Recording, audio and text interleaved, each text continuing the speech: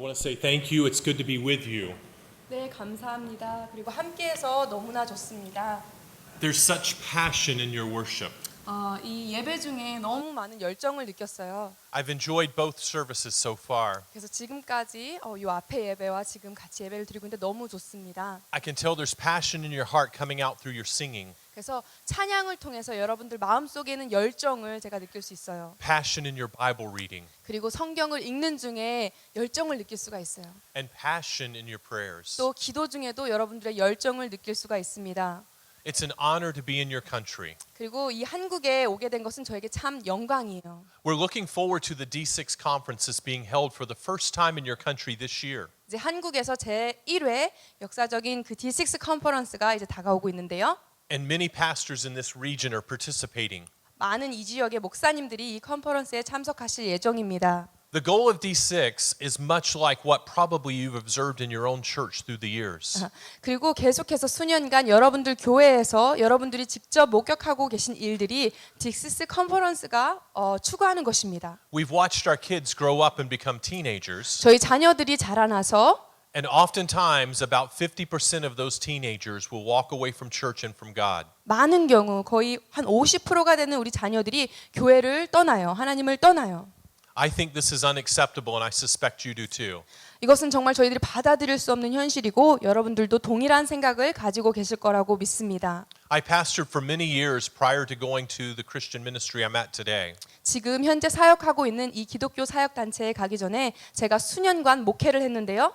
I witnessed it in the churches I pastored. 제가 목회를 하고 있던 그 교회에서도 제가 목격한 일이에요. So instead of accepting it, I began to ask, what can we do differently? 그래서 이러한 현실을 제가 그냥 받아들이고 용납하는 것 대신 어떻게 무엇을 다르게 할 수 있을까 생각했어요. And I can tell you it doesn't come from the young people changing. 그래서 이 변화라는 것은 어린 세대가 변화되는 것부터 오지 않아요. It comes from us as parents and grandparents changing. 저희 부모 세대, 조부모 세대의 변화로부터 변화가 옵니다.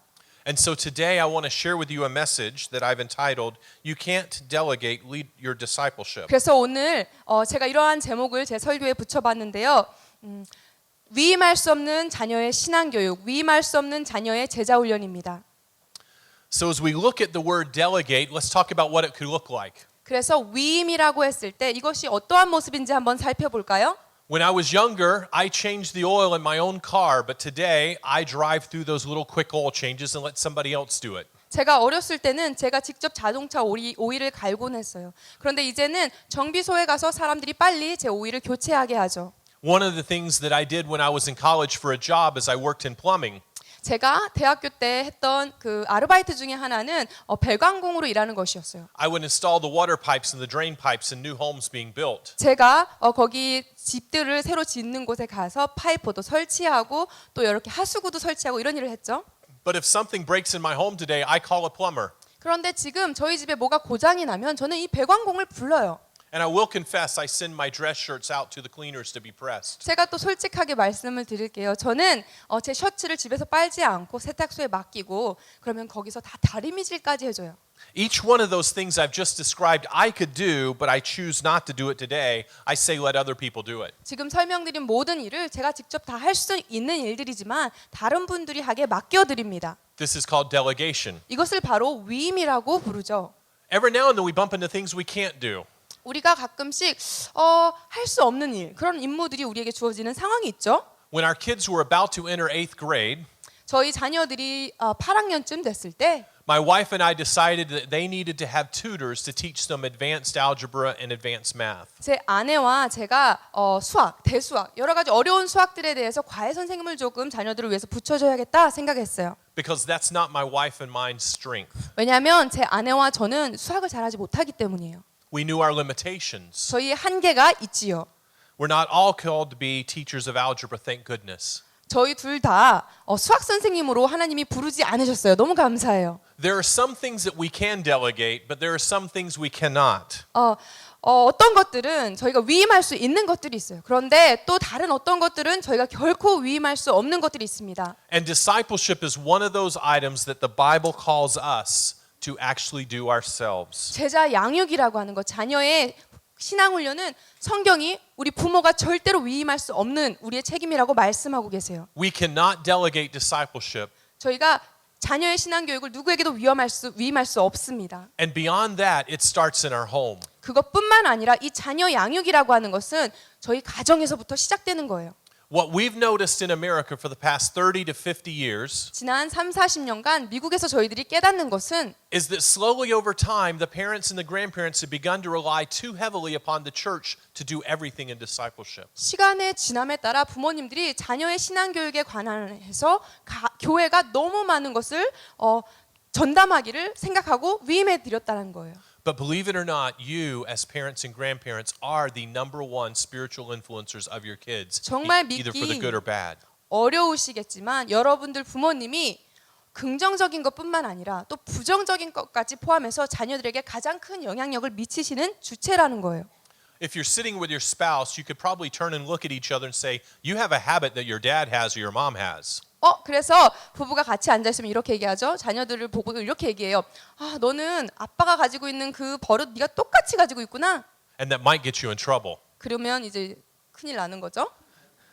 But we all possess habits, traits, and practices that have been passed along from our parents and grandparents. 그래서 저희들에게 대물림된 습관, 여러 가지 특징, 여러 가지가 우리에게 대물림된 것을 우리가 깨달아요. Wouldn't it be nice if we also passed along our love of God, love of His Word, by modeling it before our kids the way Deuteronomy 6 just read? 그런데 이런 것뿐만 아니라 신명기 말씀에서 말씀하신 것처럼 하나님을 사랑하고 하나님의 말씀을 사랑하는 이 신앙을 우리 자녀들에게 대물림할 수 있으면 좋지 않겠습니까? You see, Deuteronomy 6 says that it's not the church's responsibility. It didn't say I command the church to do it. 신명기가 이렇게 말씀하고 있어요. 이건 교회 일이 아니에요. 그런데 이제 저희가 교회에게 이걸 해달라고 하는 거예요. Deuteronomy 6 says to moms and dads and grandparents, it actually discusses 5 generations. 신명기 6장은 부모님과 조부모 세대에 대해서 말씀하고 있는 거예요. And I'm thankful that when it commands us to do discipleship, it recognized how busy we all are. 그런데 이 신명기 말씀이 우리에게 자녀를 양육해라, 제자 훈련, 제자 삼아라라고 말씀하실 때 우리 부모들이 얼마나 바쁜지를 하나님 아신다라는 거예요. Deuteronomy 6 did not say add another event into your calendar. 아니 달력에다가 또 다른 행사 하나를 더 추가해라고 말하지 않으셨어요. But Deuteronomy 6 said, as we do life, teach and talk and work with our kids. 신명기 말씀은 우리가 일상의 삶을 살아갈 때에 자녀들과 대화하고 자녀를 가르치라 말씀하셨어요. Your kids know what you love and what you're passionate about based on how you talk and act. 자녀들은 여러분들의 언행을 통해서 여러분들이 무엇을 좋아하고 가치롭게 여기는지 잘 알고 있습니다. And one day there's going to be a funeral. 어느 날 장례식이 있을 거예요. And oftentimes when I preach funerals, 제가 이 장례식을 설교에서 사용할 때는 I talk to family members and I say, what do you most remember about the person we're burying? 제가 장례식에 가서 말씀을 전할 때는 그래서 부모님이 돌아가셨는데 무엇이 가장 기억에 남아요? Dads, let me talk to you for just a moment. 아버님들, 제가 먼저 아버님들께 좀 말씀을 드릴게요. Having pastored for many years and having done many funerals, you know what the number one answer kids say about their dads when we're getting ready to bury them? 목회를 하고 오랜 시간 했고요. 또 목사로서 사역하면서 제가 가장 많이 듣는 대답 뭔지 아세요? I ask them, what do you remember most? And they say, my dad was a really hard worker. 제가 그 질문을 하는데 우리 아버지는 정말 일을 정말 열심히 하시는 분이었어요. And that trait is to be admired, but I hope that they also say that my dad was a man of God. 물론 열심히 성실하게 일하시는 그 모습이 자녀들에게도 당연히 배울 만한 것이지만 그 대답이 이런 거였으면 좋겠어요. 저희 man of God, 우리 아버지는 하나님의 사람이었어요. That my dad loved the scripture and he taught me the word of God. 말씀을 사랑하셨고요. 저에게 말씀을 가르쳐 주셨어요. And that I enjoy reading the Bible today because my dad loved reading the Bible. 제가 지금 말씀을 사랑하는 이유는 저희 아버지가 말씀을 사랑하셨기 때문이에요. But that's not happening in most churches and in most families. 많은 교회와 가정에서 이런 일이 일어나지 않습니다. We didn't get here accidentally. It's taken time. 그냥 우연히 여기에 존재하는 것이 아니에요. 시간이 걸렸어요. As I shared in America, it's taken about 30 to 50 years that we have slowly begun to delegate to the church all the teaching and the 지금 discipleship. 이러한 자녀 신앙 교육의 문제에 지금 그냥 하루아침에 일어난 일이 아니라는 거죠. 말씀드린 대로 3, 40년 전부터 조금씩 가정이 교회에게 위임을 한 결과예요. And it's quite logical because when we look at our church and you notice even your pastoral staff and teachers, 그런데 너무나 당연한 일이죠. 여러분들이 목회자님들, 여기 사역자님들을 보시면요. they are some of the most capable, most educated, best trained leaders we've ever had in the history of the church. 정말 교육을 많이 받으셨고요. 훈련을 많이 받으셨고요. 굉장히 유능한 목사님들이십니다. And after all, our teachers in our small groups, Sunday schools, and cell groups, they've been teaching a long time and they know the Word of God really well. 그리고 저희 주일학교 선생님들, 소그룹 리더들, 교회에서 봉사하시는 많은 분들은 이 일을 굉장히 오랫동안 감당하셨기 때문에 하나님의 말씀을 잘 알고 계세요. 아주 놀랍게 사역하고 계세요. And at least through my lifetime and my parents' lifetime, that's the way it's always been done. We just let the experts do it. 적어도 저와 저희 부모님 세대는요. 그것이 바로 자녀들을 양육하는 방법이었어요. 이러한 교역자님들을 통해서. And Satan has stepped back and smiled because we're losing the war. 그런데 사단은 지금 웃고 있어요. 왜냐하면 저희가 이 믿음의 전투에서 지고 있기 때문이에요. Let me illustrate it this way. 이것을 한번 이렇게 묘사를 해 드려볼까요? About 4 or 5 weeks ago, the whole world was glued to the television sets as the soccer team was trapped in a cave in Thailand. 한 4, 5주 전에 전 세계의 많은 사람들이 TV에서 눈을 뗄 수가 없었어요. 왜냐하면 한 축구팀이 이 동굴 안에 갇혔어요.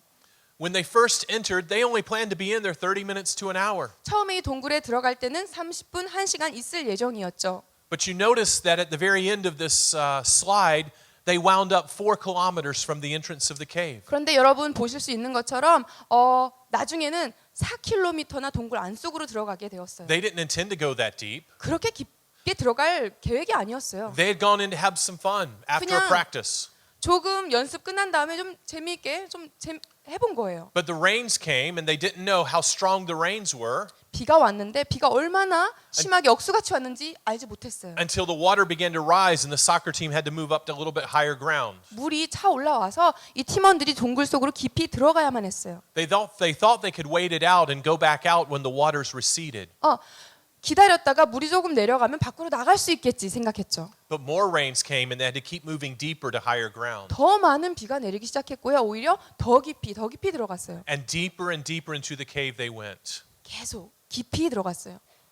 And as a result, they realized that they did not have the proper preparations to survive in the cave because they didn't take food. 나중에 깨닫게 된 것은 그 깊은 동굴 속에서 그 동굴 안에 갇혀서 어떻게 살아남는지에 대한 준비가 전혀 안 돼 있다라는 것을 알게 됐어요. 음식이 없었거든요. And the deeper they got, the less oxygen they had to breathe. 더 깊이 들어갈수록 숨을 쉴 수 있는 산소가 없었어요. This is where our churches have gotten. 바로 이곳이 지금 교회가 봉착한 상황입니다. We've continued to do what the generation before us has done, going deeper and deeper into trusting the church to be the only discipler of our kids. 이전 세대들이 했던 것들을 계속해서 반복해서요. 교회에게 우리 자녀의 신앙 교육을 다 위임해 버렸어요. And the church is great at it and it's a good start, but it's not the only way. 교회는 이 일을 아주 잘하죠. 그리고 좋은 시작이 될 수 있어요. 그렇지만 그 교회만이 자녀 신앙 교육을 다 맡을 수 있는 곳이 아니라는 거예요. Just like rescuing the soccer team, Deuteronomy 6 offers the rescue for us to crawl out of this cave. 이 축구팀을 구조해 낸 것처럼 신명기의 말씀은 우리의 상황에서 우리를 구출해 줄 수 있는 말씀입니다. We've got to start becoming more intentional with our kids. 더 우리 자녀들에게 구체적인 의도를 가지고 자녀들을 양육해야 돼요. That means having conversations about what the pastor preached on Sunday when we're Monday through Saturday. 그것은 목사님께서 말씀하신 것, 일요일에 말씀하신 것을 부모님이 가정에서 월요일부터 토요일까지 강화를 시켜주셔야 된다라는 거예요. That means bringing up the small group Sunday school or life group lesson with your kids throughout the week when they bump into problems during school. 그래서 주일에 설교 말씀, 소그룹 말씀들을 통해서 배운 그 하나님의 말씀을 주중에 아이들이 문제 상황에 닥칠 때마다 계속해서 반복해 줘야 된다라는 거예요. You should be as intentional about the spiritual development of your kids as the academic development of your kids. 학업적인 성취뿐만 아니라 영적으로도 자녀들이 자라날 수 있도록 의도를 가지고 분명한 목적 의식을 가지고 양육하셔야 돼요. Let's look at this in another illustration. We have three chairs on the stage. 이것을 좀 다른 예를 들어서 한번 알아볼까요? Bruce Wilkinson originally preached a message entitled The Three Chairs, and I've expanded it based on D6 Family Ministries. 세계의 의자라는 그 이름으로 브루스 윌킨슨이라고 하는 분이 어떠한 좋은 예를 들어주셨는데 제가 그것을 D6 메시지를 위해서 가져와서 조금 더 확장시켰어요. These three chairs typically represent three generations. 이 세 개의 의자는 세계의 3세대를 나타냅니다. I want us to start with Joshua chapter 24, probably a verse many of you may have memorized. 여호수아 24장 말씀으로 시작하고 싶은데요. 모두 아마 다 아시는 말씀일 거예요. Joshua says there, as for me and my house, we will what? 나와 내 집은 Serve the Lord. 오직 여호와만 섬기겠노라. He was sitting in chair 1, generation 1. 그래서 여호수아는 첫 번째 의자, 첫 세대 의자에 앉아 있었어요. He had witnessed walking through the Red Sea. 그래서 홍해를 걸어오면서 He had 본 것이 personally 있어요. witnessed his shoes not wearing out or his clothes not wearing out and receiving the manna. 이 모든 과정 속에서 발이 닳지 않았고요. 옷이 해지지 않았고요. 만나를 먹었어요. But you know the story, only he and Caleb were the only two to survive and to 이야기를 witness that firsthand. 아시죠? 이렇게 직접 경험을 했지만 그 가운데 오직 여호수아와 갈렙만이 살아남았어요. So a little later in Joshua chapter 24, there's a verse that says, and all the elders that outlived Joshua, they knew about the works of the Lord. 그래서 여호수아에 보면은 조금 지나서 여호수아 이후에 보면은 여호수아 이래로 장로들 여호수아보다 더 오래 살았던 장로들이 있었는데요. 하나님을 알았다라고 해요. Even though it says elders, they were not older than Joshua, they were the next generation. 아마 여호수아보다 어렸던 다음 세대였을 거예요. 여호수아 다음 세대. They had not walked through the Red Sea. They had not experienced what Joshua and Caleb had. 홍해를 직접 걷지 않았고 여호수아 갈렙이 경험한 것들을 경험하지 않았습니다. But yet they knew about it 그렇지만 그것에 대해서 알았어요. because they'd heard the first generation tell them about it. 첫 번째 세대가 자신들에게 이야기를 해줬거든요. You see, the first generation knows the Lord intimately, experienced it on a daily basis. 보이세요? 첫 번째 세대는 하나님을 아주 친밀하게 날마다 일상에서 경험하여 알았습니다. This second generation knows God and certainly is on their way to heaven, but they don't regularly live it because they just seem to have a knowledge about it. 맞아요. 두 번째 세대도요. 하나님을 알아요. 천국에 갈 겁니다. 그렇지만 뭔가 일관성이 없어요. And while they've given their hearts, they have not given their lives consistently to God. 그래서 마음은 하나님께 드렸는데 그 삶을 하나님께 온전하게 일관되게 드리지를 못하는 세대죠. And that takes us to the third chair. 그리고 이제 저희가 세 번째 의자로 Just a couple 갑니다. of pages on further in our Bible, after Joshua 24, 몇 장만 더 넘겨 보시면요. 여호수아 이 다음에 in Judges chapter 2, we read that very indicting verse. 그 사사기 2장에 이렇게 좀 암울한 말씀이 나와요. It says there arose a generation 한 who knew 세대가 not God. 일어났는데 하나님을 알지 못하는 한 세대가 일어났다라고 했어요. First generation knows God intimately. 첫 세대는 하나님을 친밀하게 알았고요. Second generation knows about God. 두 번째 세대는 하나님에 관해서 알았습니다. Third generation knows not God. 세 번째 세대는 하나님을 알지 못했어요. These two know God enough. They are Christians. 첫 두 세대는 하나님을 충분히 알아요. But Paul would describe the person sitting in the second chair as a carnal believer. 그런데 두 번째 앉아 있는 이 사람들을 가지고 바울은 믿는 사람, One that has just enough to get them to heaven, but not enough to be a good witness for Christ. 믿음이 있기는 있는데 간신히 자기 자신들 천국 갈 정도의 믿음이에요. 다른 사람들을 구원할 수 있는 그런 믿음은 아니에요. Let's apply some biblical examples to these. 그래서 여기서 성경적인 예를 좀 들어볼까요? Abraham, Isaac, Jacob. 아브라함, 이삭, 야곱. Three generations. 3세대죠. Abraham was called from Ur of the Chaldees to go to the promised land. 아브라함은 갈대아 우르에서 부름을 받아 He was a man who walked with God intimately. 약속의 땅에 가게 됐고 하나님과 친밀하게 걸었던 사람이에요. He experienced God's provision, 하나님의 공급하심을 경험했고 but he was not a perfect individual. 그런데 한 사람으로서 온전하고 완벽한 사람은 아니었어요. And he married a very beautiful wife. 너무 아름다운 아내와 결혼을 했는데 Some of you men can attest to that, right? 여러분들 몇 분 중에서 동감하실 수 있죠? This is the time to get points, men. Say, yes, I have a beautiful Yes라고 wife. 말씀하셔야 돼요, 지금 남편분들. He was worried about losing his own life, and he lied about his wife being his sister. 자기 생명을 잃어버리는 것이 두려워서 자기 아내를 누이라고 소개하죠. Several years later, Isaac knew what his father had done, and he was put in the same circumstance and did exactly the same thing. 수년이 지나서 이삭은 아버지께서 어떻게 행동했는지 기억했고 똑같은 상황에서 똑같은 일을 합니다. And this lying was passed along to another generation as acceptable. 그리고 이 거짓말은 다음 세대에게 대물림이 됐어요. 용납이 됐어요. And so when Isaac had his two children, Esau and Jacob, 그래서 야곱이 두 아들, 야곱과 에서가 태어났을 때 our Hebrew children were named for what their behaviors represented. 그래서 우리가 히브리 아이들에게 이름을 지어주는데 그들이 어떠한 행동을 하는 사람인지를 잘 보여주는 이름들이에요. What does Jacob mean? 야곱의 이름의 뜻은요? Liar, deceiver. 거짓말쟁이, 속이는 자, Chair 1, chair 2, chair 3. 의자, 첫 번째, 두 번째, 세 번째 의자. Abraham knew God intimately. 아브라함은 친밀하게 하나님을 알았고 Isaac knew God, but it was more about pursuing the pleasures and other issues.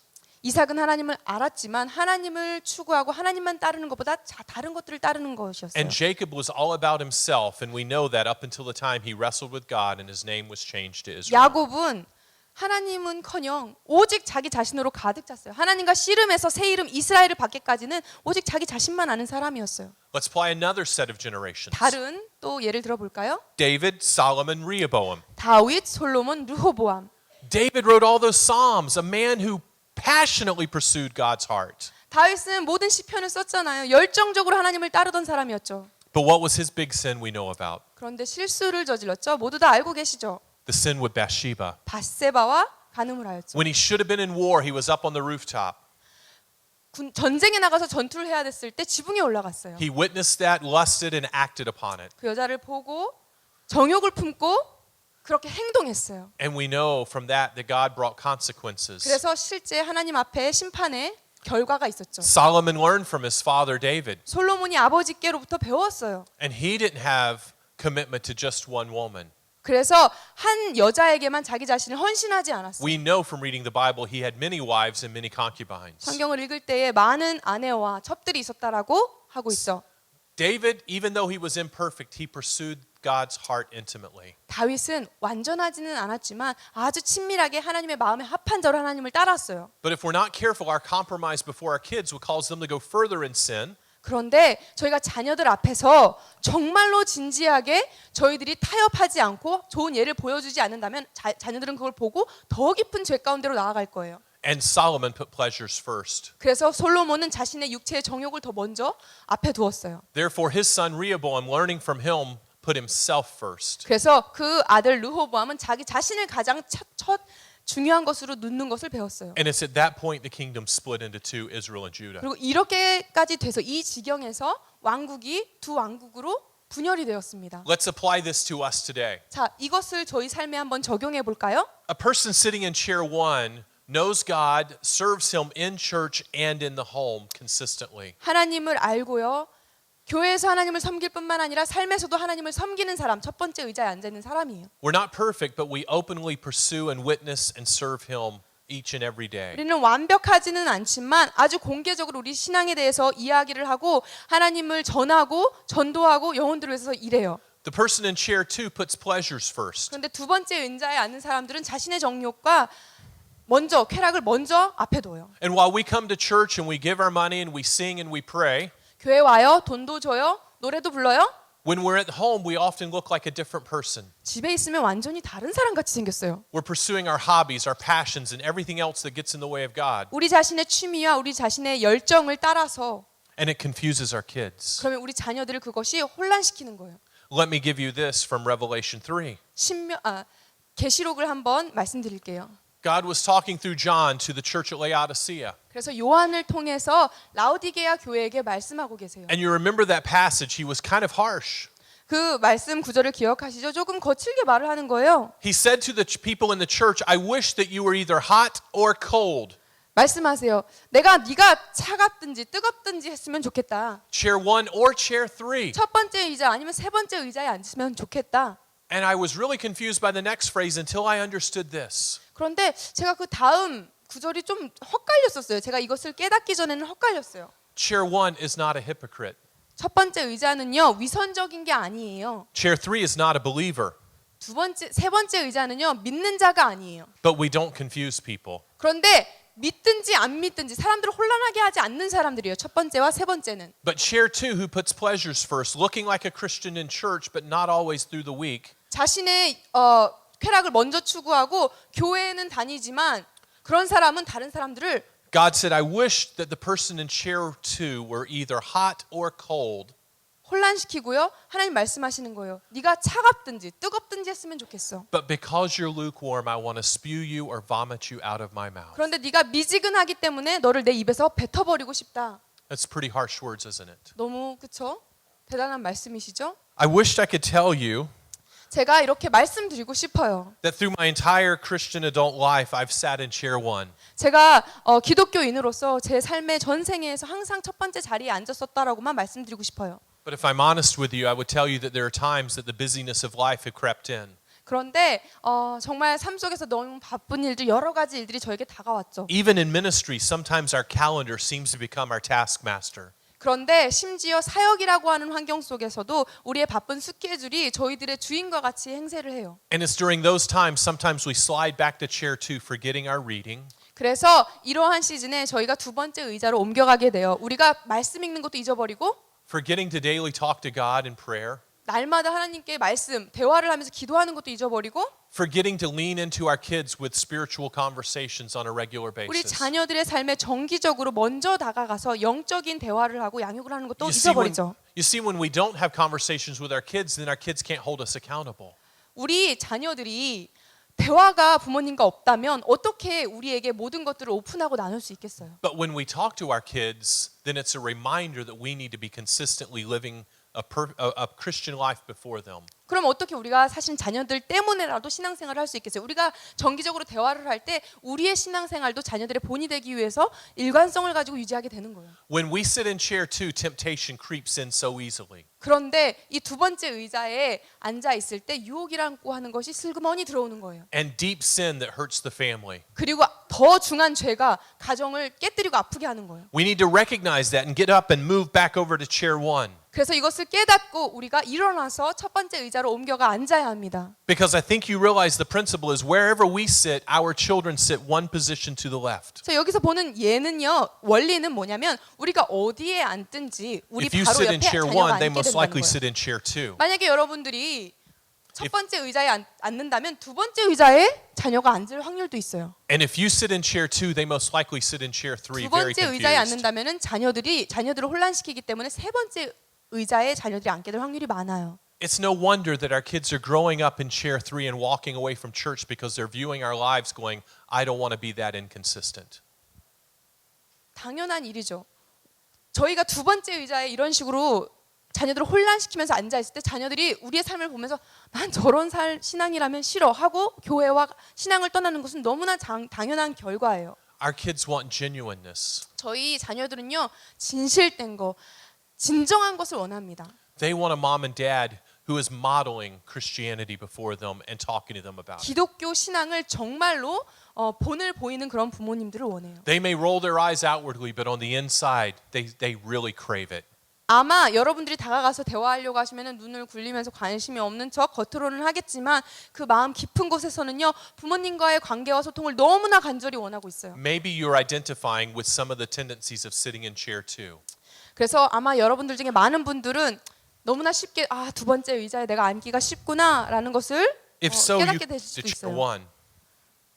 If so, you can move to chair one. 그렇다면 여러분이 이제 첫 번째 의자로 옮겨 가셔야 돼요. Let me give you one final illustration that will help us understand what this looks like. 마지막으로 제가 한 가지 예를 더 드려서 이것이 정말 어떠한 모습인지를 좀 알려드릴게요. As I was approaching my 12th birthday, 제가 12번째 생일을 맞이할 때 some of you are looking at me going, that was a long time ago. 옛날 여쪽 이야기하고 계시네요, 목사님. And you're right. 맞아요.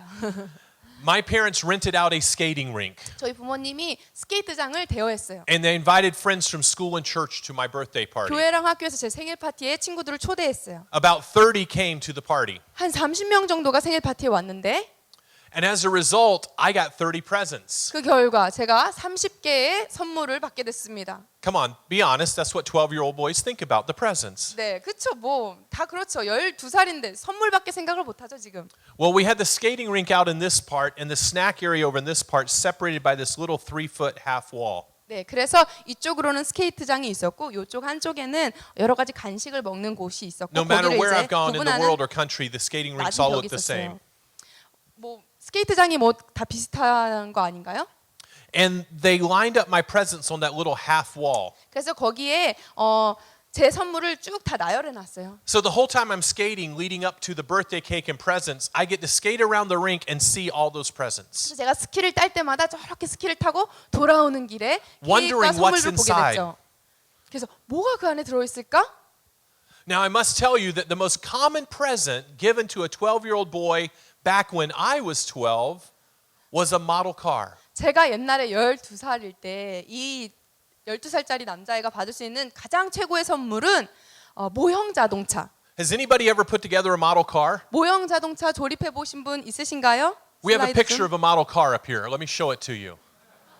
That's a lot of pieces, isn't it? 여기 부품들이 많죠. 조각조각 많아요. Well, I will tell you that as I began to open the presents, 이 선물들을 제가 오픈하기 시작했을 때 28 out of 30 of them were model cars. 네, 30개에서 28개가 모형차였어요. And it's also important that I tell you at this point in the story, I hate model cars. 저는 그래서 이제 모형차가 싫어요. But my parents taught me to smile, say thank you, and be grateful. 부모님이 가르쳐 주셨어요. 그래도 웃고 I- 감사해라. And I took all those model cars home and put them under my bed and 이거- hoped to forget about 이 them. 장난감 이 모형차를 다 가지고 집에 가서 침대 밑에 놓고 A couple of months later, we had a very rainy weekend and I couldn't play outside, much like the weather we've had earlier this week in South 네, Korea. 며칠 전에 여기 한국에 비가 많이 왔는데 그런 것처럼 어느 날 주말에 있었는데 비가 억수같이 왔어요. And my mom looks at me and says, "Why don't you put together one of those model cars?" 나가 놀 수도 없으니까 엄마가 이거 중에 하나 꺼내서 조립해 보는 게 어때? Yes, I rolled my eyes and said, "Okay, I'll do it." 또 시큰둥해 하면서 오케이 그렇게 할게요. So I looked under the bed and I picked out what I thought was the coolest, fastest looking car to put together. 그래서 그 중에서 가장 멋지고 빠를 것 같은 그런 차를 하나를 Let me see your hands again if you've put together a model car ever in your life. 네 모형차 한 번이라도 조립해 보신 분 있으면 Anyone 손 in 들어 here? 주세요. Few? Yes, a few across the area? Yes. What is 75% of the first steps of the model car? 그래서 조립을 하는 단계에서 첫 번째 75% 뭐에 관한 조립이죠? It's the engine. 바로 엔진이에요. All those little pieces. 아주 작은 피스들. I've got them all spread across the dining room table. 그래서 이제 테이블에다가 쫙 깔아놓는 거예요. 그거를. And the instructions tell me to grab the toothpick, dip it in glue, and touch it on and hold it there for like 30 seconds. 그래서 이제 하나하나 아주 작은 거를 해가지고 이렇게 같이 놓고 본드 붙여서 이렇게 쥐고 있어라 뭐 이런 디렉션이 있어요 거기에. That is tedious and boring. It's not fun for a 12-year-old boy. 너무 12살 차린 거 지루해요. 너무 힘들어요. Finally, I got the car put together. 그런데 마침내 제가 그것을 다 조립을 했어요. I painted it. I put on chrome wheels. I put on the little fire stripes down the side. 여기 옆에 머신 장식도 넣고 색깔도 칠했어요. And I found a shelf in my bedroom to set it on so everybody could see it and say, that looks like a cool car. 그래서 제 방에 책장 딱 한 자리를 정해가지고 거기다가 딱 차를 올려놓는 거예요. 모든 사람들이 보고 오 멋진데 할 수 있도록. But my parents who lived in the home and watched me put it together knew a secret nobody else knew. 그런데 저희 부모님들이 제가 그거를 하는 것을 보셨는데 아무도 모르는 비밀 한 가지를 알고 계셨어요. You know what that secret was? 비밀이 뭔지 아세요? Yeah, I skipped the engine part. 네. 그 엔진이에요, 엔진. In fact, just so nobody would know about it, I glued the hood shut. 실제로 아무도 모르게 그냥 엔진 없이 뚜껑 닫아버렸어요. The engine's what drives it. 엔진이 이 차를 끌고 가는 힘이잖아요. It's what gives it power. 그 동력을 주는 거예요. And I'm here to tell you that reading the word and praying daily and modeling that before your kids is what gives your family power. 그래서 말씀을 날마다 읽고 기도를 날마다 하고 그것을 자녀들에게 나누는 것 그것이 여러분들 가정에게 동력을 주는 그 힘이 되는 거예요. It's time to rip open the glued hood.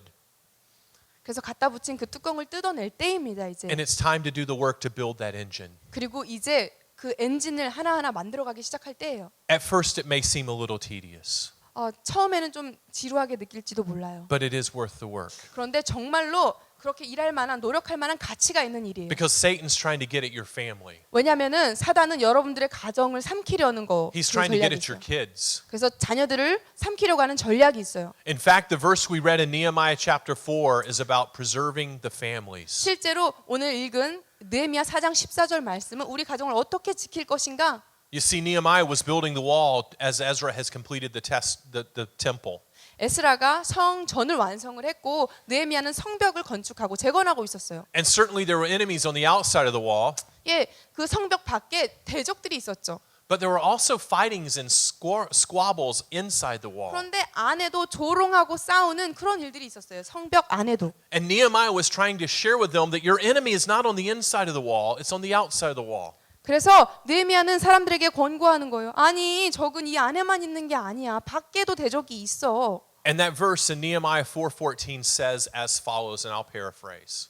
네, 그래서 그 14장 14절 말씀을 제가 이렇게 한번 워딩을 해볼게요. I know you're trying to do a great work in building this wall.